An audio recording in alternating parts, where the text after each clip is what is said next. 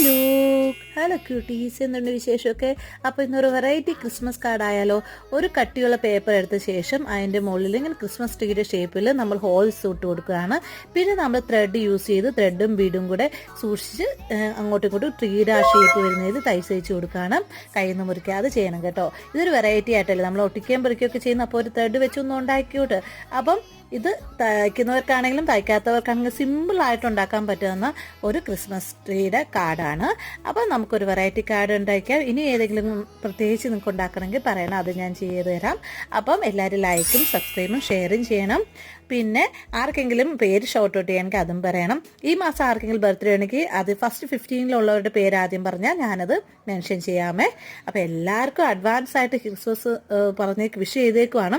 ഇനിയും നമുക്ക് പുതിയ പുതിയ ക്രാഫ്റ്റ് ക്രിസ്മസ് തന്നെയാണെന്ന് വിചാരിക്കേണ്ട, വേറെ ക്രാഫ്റ്റും ചെയ്യാം കേട്ടോ. അപ്പോൾ എല്ലാവരും ഹാപ്പി ആയിരിക്കുക. Bye bye.